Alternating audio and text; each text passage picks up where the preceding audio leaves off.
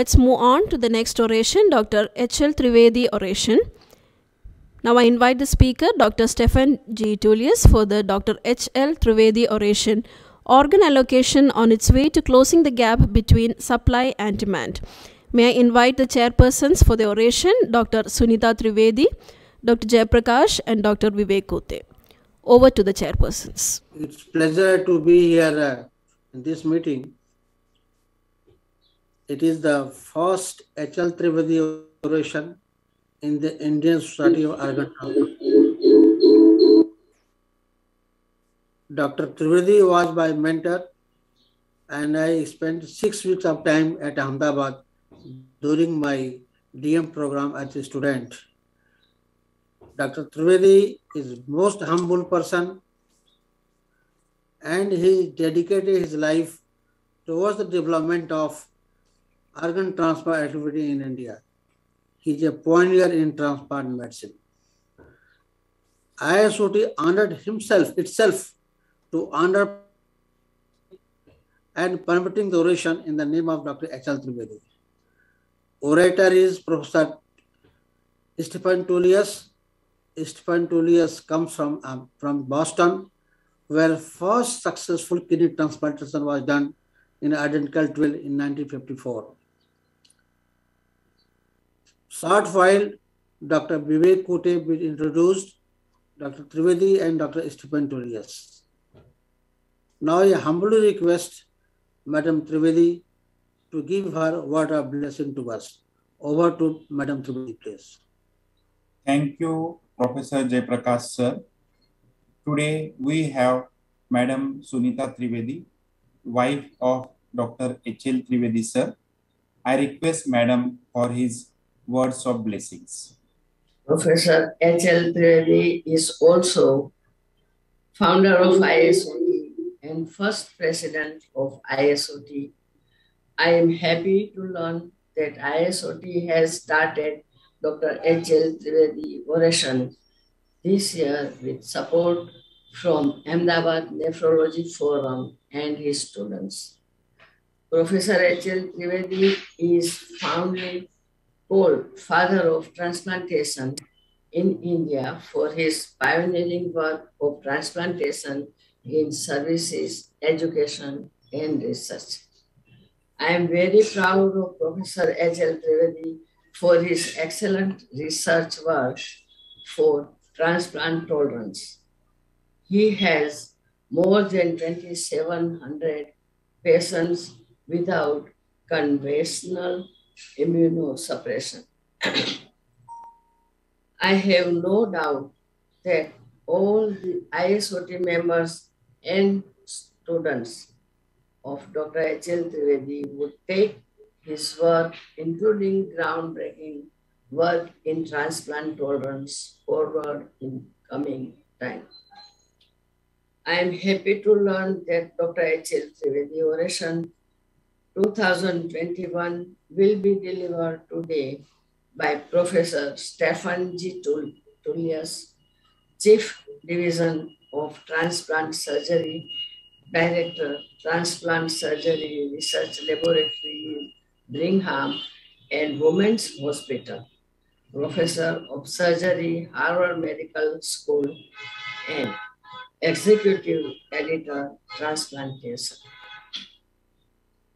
I am happy to learn that Professor Stephen J. Tullius is helping India in the field of transplantation and will look forward to see in person in Kidney Institute, Ahmedabad in near future. Thank you. Thank you. Now I request Dr. Kote to start the proceeding of the oration. Thank you, Sunita Madam. It is my pleasure to introduce my mentor and father of kidney transplantation in India, Professor H.L. Trivedi. He is founder of ISOT, founder president of ISOT, founder of Kidney Institute, Ahmedabad, the largest public sector transplant hospital in India, founder and first Pro-Chancellor of Gujarat University of Transplantation Science, the first transplant university in the world. Kidney Institute has completed more than 7,000 transplants, including kidney, liver, pancreas transplant under leadership of Professor H.L. Trivedi. The government of India conferred Padma Shri for his excellent services in the field of transplantation. I am lucky to have mentorship of Professor H.L. Trivedi as well as mentorship from Professor Stephen G. Tullius. Professor Stephen G. Tullius is Professor of Transplant Surgery, Chief Division of Transplant Surgery, Director of Transplant Surgery Research Lab at Brigham and Women's Hospital, Professor of Surgery at Harvard Medical School. He is dedicated his career to providing excellence in transplantation, emphasizing on humanism, clinical excellence, academia, and editorial work. As a clinician scientist, he has identified emerging topic of translational significance in a bed-to-bench to bedside approach, resulting into widely recognized publications that have impacted clinical practice. He has strong interest and track record in supporting access to clinical transplantation in an ethical way around the globe and has fostered the academic advancement of transplant efforts internationally. He has strong interest in increasing availability of deceased donor for transplantation and improve outcome through an individualized treatment. He has strong attentiveness to editorial work. In the past, he has been an associate editor for American Journal of Transplantation, currently serve Transplantation International in that capacity, and enjoy his work as an executive editor, special feature for transplantation. He is also a member of several professional societies. He has been board member of ISOT and has served most recently on Executive Council for the TTAs. His dedication, motivation, and unique expertise has been recognized with several awards in the past. He is also supporting ISOT and India in the transplant field presently and all the time. Over to Professor Stephen G. Tullius for prestigious Professor H.L. Trivedi oration. I request organizers to start the recording. Thank you very much. And thank you very much, Madam Trivedi, for introducing this lecture so kindly. Well, while we are waiting, I just want to let you know that this is an extreme honor to be giving this lecture, and I'm very grateful to Professor Prakash, Professor KOCHI, and it's so wonderful to have you, Madam Trivedi, here as well. I think recordings of Professor Stephen G. Tullius is ready. Organizer, can you please start? Yes, sir. Indian Society of Organ Transplantation and executive members. It's a wonderful honor for me, a true pleasure to be talking to you and having received the honor of delivering the Trivedi Oration in 2021.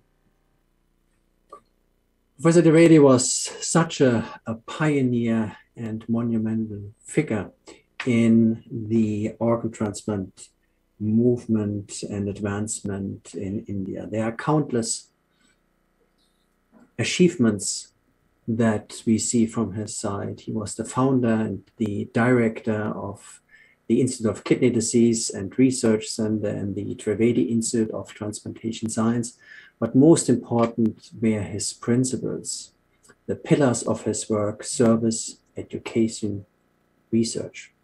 He's been the founder of the Indian Journal of Transplantation, the Indian Journal of Nephrology, the Indian Society of Organ Transplantation, and very relevant to the topic I'm going to talk to you about, the founder of the Hamilton Organ Procurement Program at the time when he was working in India. So very much as in his biography, A Tryst with Destiny, this is us making a secret deal with something that we are destined for. And that is what we are doing with organ transplantation, and that is what we try to move forward with the pioneering thoughts of Professor Trivedi. So thanks again for inviting me and to talk to you about organ allocation and what we can do to resolve the issue of the discrepancy between the demand and supply in organ transplantation. Transplantation has always been a history of surgery and immunosuppression. Transplantation started clinically with the first successful organ transplant in 1954, performed by Dr. Joseph E. Murray here at this very hospital that I have the honor to be working on. Those were the first surgical steps that showed that transplantation was possible, but it was also the immunosuppression that was critical and moving forward in parallel. And without that, transplantation would not have achieved its potential that it has right now. The first chemical immunosuppression applied in 1957. Here shown on the right side, you see Dr. Murray. Here on the right side, and Elian and Hitchens, the inventors of azathioprine, who received the Nobel Award for this invention as well. And here to the left, Roy Kahn, and those were the dogs that were transplanted and then treated with Imuran, and they showed a survival of their kidney grafts. But the critical and clinically most important invention was then the introduction of cyclosporine to the clinic. Jean Borel, shown here, who has spearheaded the introduction of cyclosporine. And I have had many conversations with Dr. Borel in the past. And I'm very proud that he has shared some of the most recent work that he's doing, which you see down here. That is his artwork, which I have here in my office. So that was the start of making organ allocation necessary. The response to an improved outcome, 80% of graft survival achieved by 1 year, predominantly through chemical immunosuppression, an increasing discrepancy between demand and supply, and a public discussion that was started on the threat of buying and selling organs. So the National Organ Transplant Act of 1984 was initiated in the United States. And here are the most relevant aspects that I want to point out that are part of NOTA in the United States. The procurement activities should be based on facilitating the deceased organ matching on the use of a computer system that is fully staffed and available over 24 hours a day. The aspect of organ procurement and transplantation should be based on consensus-based policies and procedures. And that, the next step is very important, goes in parallel with collecting and managing scientific data. And using those scientific data to improve organ allocation and providing the data to government, public, students, researchers, and the scientific registry of transplant recipients. And in addition, in order to move organ donation forward, to provide professional and public education. And of course, doing everything to prohibit organ purchases. Organ allocation is based on ethical principles, justice and fairness, thus the equity of access to transplant and transplant waitlist, an optimized utility, the respect for autonomy, efficiency, and transparency of the process. Those are the pillars of organ allocation. And here you see that it's so important to have a fair and efficient organ allocation. Those are data from kidney transplants, waitlisted patients, approximately 100,000 patients waiting for a kidney transplant. And then this is the amount of kidney transplants being performed per year, shown in red as living donor transplants and in blue as transplants from deceased donors. Now, the basic principles of organ allocation are balancing equity and utility. So the life gains, how can we optimize the potential of gaining life through an optimized organ allocation, and at the same time transplanting older candidates, for example, who have less of a life expectancy and therefore may have less of a utility. But the aspect of equity is so important. And organ allocation really is an evolving process that continues to change over time. And I want to show you that with an example of recently introduced, clinically introduced organ transplant area, the aspect of composite tissue allotransplantation. Composite tissue allotransplantation has been introduced now approximately 20 years back with the first hand transplant, then approximately 15 years back, the first face transplant, our series here at the Brigham, and then most recently, the transplantation of a uterus transplant, a procedure that has also been performed in India. And what you see here is that VCA, vascular composite tissue transplants, increased over time. This is shown here.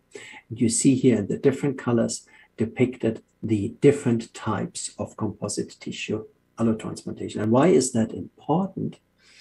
Just most recently, UNOS has initiated now also an organ allocation for composite tissue allotransplantation and uterus transplantation, because now with an increasing volume that has become necessary. So organ allocation has to adapt to changes that we see in the occurrence of need, donation processes, and changing aspects of organ transplantation. And I'm going to show you a few examples on how organ allocation has changed over time in the United States. What has become relevant was that we are using more what we call expanded criteria donor organs, organs from donors over the age of 60 years.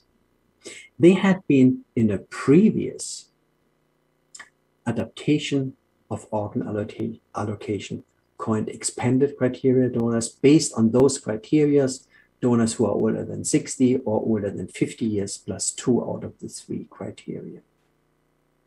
Now it has become obvious then that the definition of an expanded criteria donor and a standardized criteria donor is overlapping, showing that there is an aspect of organ allocation that needed to be improved. And in doing so, the criteria for a donor have been changed to something which is now called the Kidney Donor Profile Index. And that Kidney Donor Profile Index, also not optimal, is now based of a total of numerous and several criteria that include donor age, but also other aspects that are relevant in predicting how a specific organ is going to do over time. And here you see the 1 and 2 year graft survival rate, depending on an increasing amount of the Kidney Donor Profile Index. So it is important to define the quality of an organ in an optimal way in order to optimize organ allocation. Now, the estimated post-transplant survival rate is an important aspect when we talk about utility. And that is based on the age of a recipient, the time now for kidney transplants that they have stayed on dialysis, their diagnosis, the aspect of a patient having diabetes in their past medical history, and a past medical history of having had a previous organ transplant.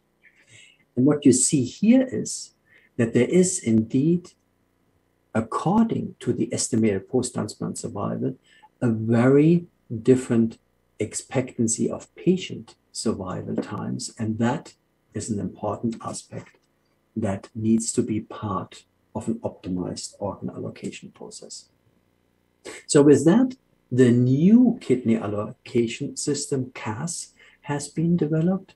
And this shows you here that the criteria of standard and extended criteria donor organs is still part of it, now with the new allocation system showing here. And it shows you the different criteria on organs, on the matching of organs, depending on the KDPI and depending on other aspects such as sensitization and specific priorities that include priorities, for example, for pediatric recipients. And what did this new kidney allocation system produce? After 1 year, we saw an increase of the transplantation of patients who were highly sensitized, less patients on the list, because the high sensitization made it possible with this new allocation system that there was a broader catchment area, that those patients did receive offers throughout the country. And we see that the patients who had a very long wait time also reduced with this new kidney allocation process. So that the implementation of a more defined characteristic of organ quality and the expected outcome improved organ allocation with this new kidney allocation system.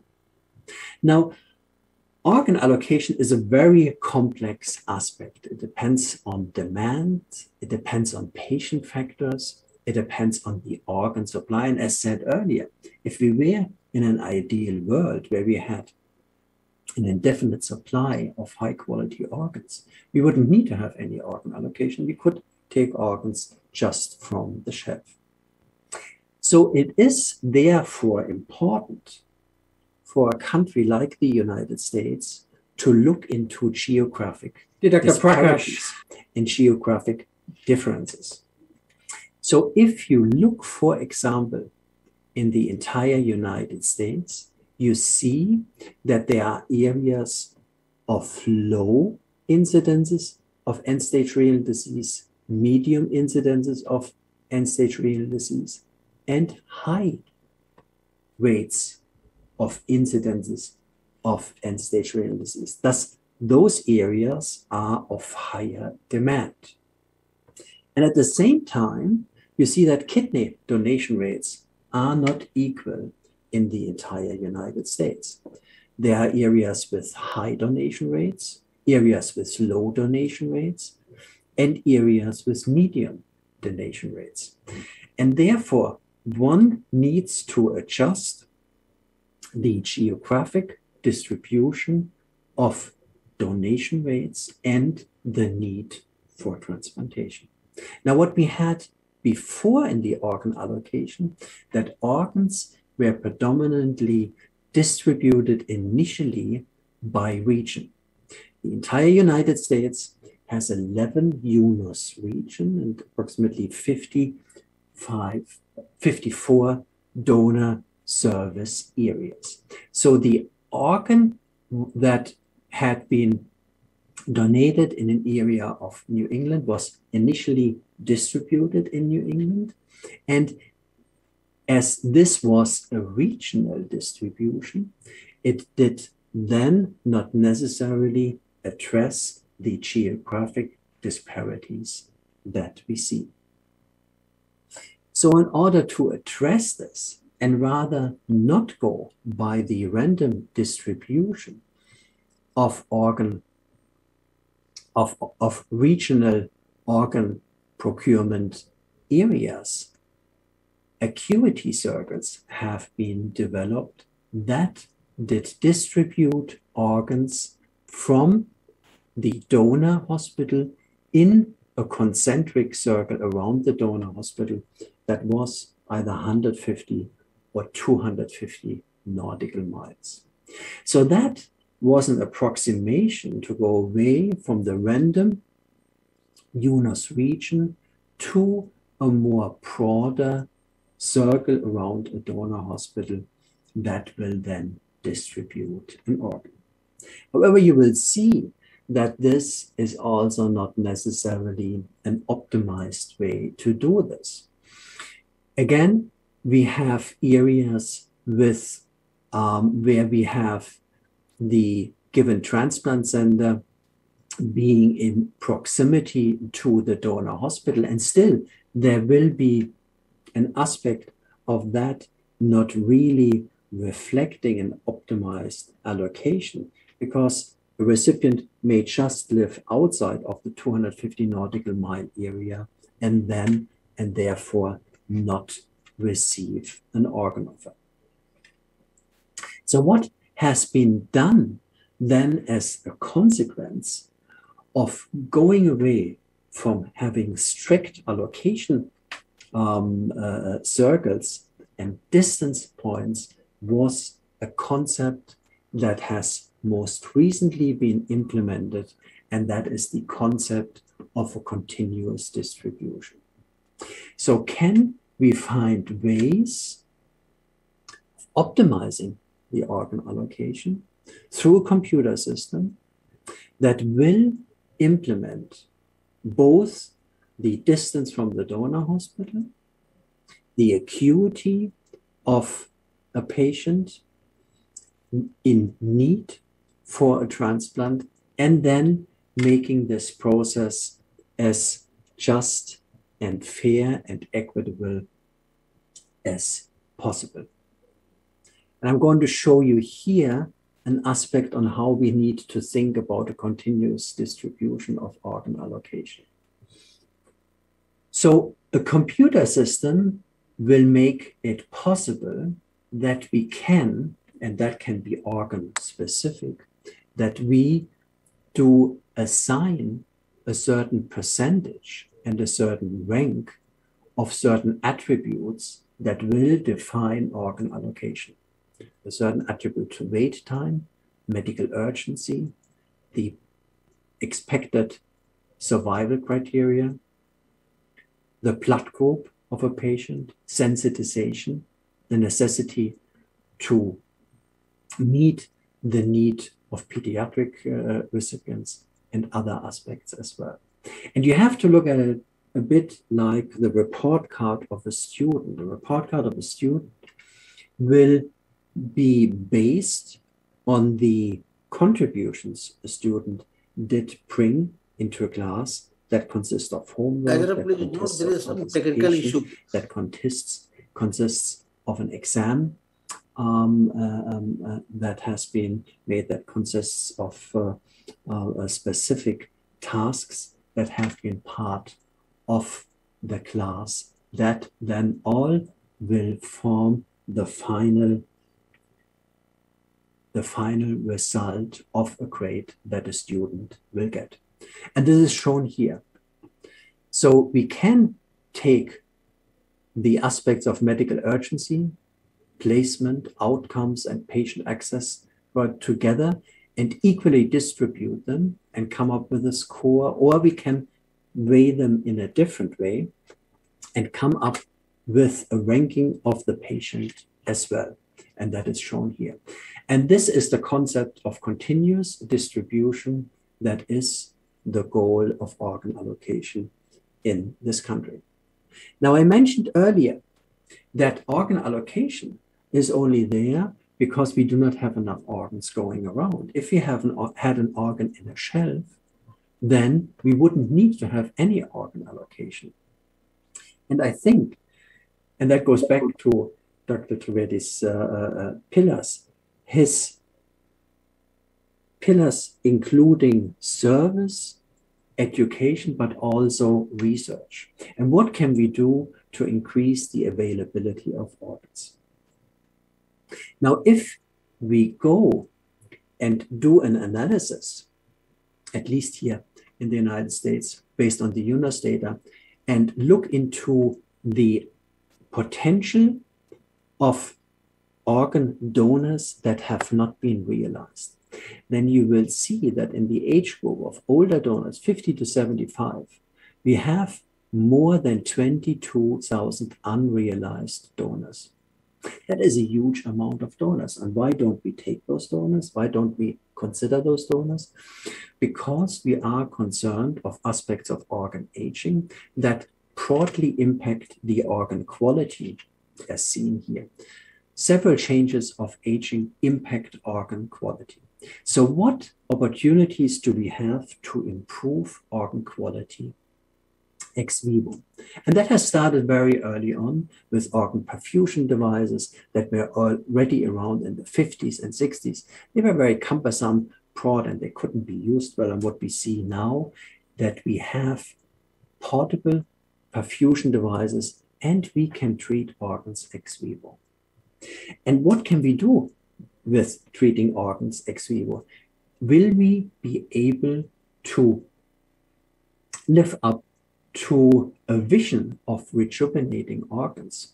Aging is an aspect that has been very intensively studied in the recent past. It depends on several biological, chemical, molecular biological processes. And what we see here is ways on how we can interfere with aging. We can interfere with aging through diets, through exercises, and aging again is determined by genetics, by metabolites. But there are also ways, and there is a critical piece on what determines aging, which is the accumulation of senescent cells. So what principles do we have to improve an organ quality? We can treat a donor, we can treat the organ itself, and we can treat the recipient. And that is something that we have done and where we have spent a lot of time in the recent past. We have treated donors and organs with agents that deplete senescent cells. Those are those agents that deplete senescent cells. Those are the senescent cells here marked blue and red in skin, heart, and kidney. And you see that the application of those senolytics depletes, reduces senescent cells. And this is an experimental set of data. And we have also now started to look into clinical data into this. And what you see here, if we treat a donor, an old donor with those senolytics, then the graft survival in a clinically relevant experimental model that uses immunosuppressants is as good or even a tiny bit better than the outcome of young organs. So we think, and if we don't treat those organs, and that is shown here, the grafts discontinue to work after an average of about 30 to 40 days. So in summary, I want to show you that the principle of organ allocation are based on justice, utility, respect of anatomy, efficacy, and transparency, that they are a constantly evolving process. Technology is playing a big role here, that we need to have a constant reassessment of organ allocation and need to improve this. But at the same time, we need to continue to increase the amount of available donors. With that, I want to thank you. I want to thank some of the funding mechanisms that I had for my studies, people in the lab, collaborators, renal clinical collaborators, as well as research collaborators. And again, thank you very much for this great honor, allowing me to give this Trivedi oration to you. And I hope that I could show you that indeed what we do, we continue the work of Dr. Trivedi in ways that we try to improve organ allocation and improve the availability of organs. Thank you very much again. I request Madam Sunita Trivedi for a few words. Thank you, Professor Stephen. It was a great speech which you have given. Hope to see you here in Ahmedabad soon. Professor Stephen Tullius is live with us. Sir, for your comments, since you are live, sir. Professor Tullius. Thank you very much. Yeah, go ahead. Please, sir, please. Well, thank you very much again for this honor. And I also very much look forward to be visiting you and to see you in person for future meetings and opportunities. And I'm happy that I can support transplantation in India in any way I can. So we can say Professor H.L. Trivedi is living legend in transplantation, and of course, Professor Stephen G. Tullius, who has delivered the prestigious H.L. Trivedi oration today. Remark from our President, Dr. Jayaprakash, sir. Thank you, Professor Tullius, for accepting our invitation at the annual meeting of the ISOT.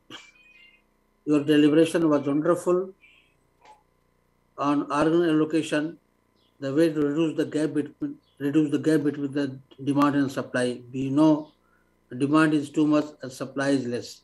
But your lecture will be beneficial to reduce this gap, and I think we should work together to reduce this gap so that number of patients can benefit it who are suffering from in-organ damage. So I again express my thanks to you, sir. You have come to India and coaching, and my gratitude and thanks to you. And I will hope I will get a future opportunity to welcome you again in India. Thank you, sir. Thank you.